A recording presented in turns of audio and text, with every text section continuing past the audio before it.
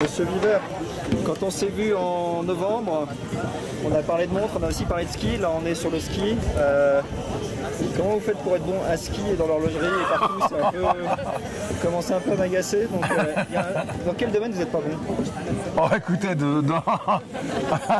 Hein? C'est pas facile à trouver, hein? écoutez, mais si, dans tous les domaines que je connais pas. Le ski je connais, j'en fais depuis l'âge de 13 ans.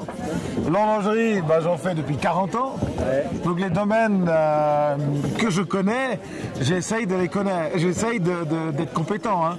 C'est une question de caractère. Quand on s'intéresse à quelque chose, on va jusqu'au bout et on essaye d'être compétent. Maintenant, le ski c'est de la grande précision. Et j'ai vu ce matin en skiant avec Marie Harish, qui vient de Schladming, qui a quitté les championnats du monde hier avec ses 3 médailles. Et quand on la voit skier, quand on voit la précision de sa trace, on retrouve la précision. L'horlogerie, c'est de la précision. Le ski, c'est de la précision. Et je dois dire que j'ai eu un plaisir incroyable de la voir skier.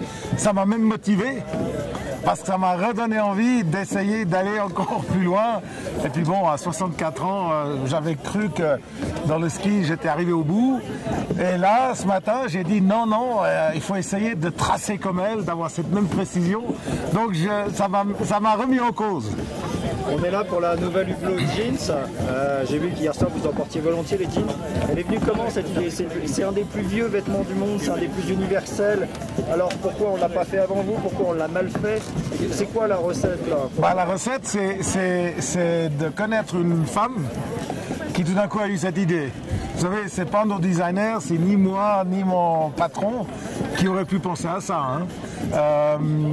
C'est Tina Zeg, joaillier à Monaco, qui un jour est arrivé avec une paire de jeans et qui a dit regardez ces jeans coûtent tant de, je sais plus combien, 1200, 1500 €, ce qui moi m'a déjà époustouflé qu'un jeans pouvait être aussi cher. Et puis elle m'a dit voilà, regarde ces jeans, tu devrais faire une montre avec. Je dis tu fais quoi avec? Tu fais le cadran et tu fais le bracelet. Et c'est ainsi qu'est née l'idée. On a dit c'est une femme branchée qui nous demande de faire ça. Il faut l'écouter. Et donc on a fait un prototype, un deuxième prototype, et finalement on est arrivé à cette montre d'aujourd'hui grâce à Tina. Et le jeans, il est foutu parce qu'on a dû le découper pour faire le premier prototype. Et aujourd'hui, avec Marie Harish, on lance en fait officiellement la première montre jeans.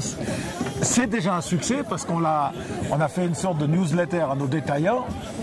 C'est une série limitée, tout est vendu. C'est-à-dire, on a reçu des commandes qui vont même au-delà de la série limitée. Et je suis persuadé qu'on va lancer quelque chose qui va avoir une suite. Donc d'abord, ça va avoir des suites chez nous, on ne va pas s'arrêter là, mais ça va aussi avoir des suites auprès de concurrents, parce que c'est quand même un truc assez intéressant.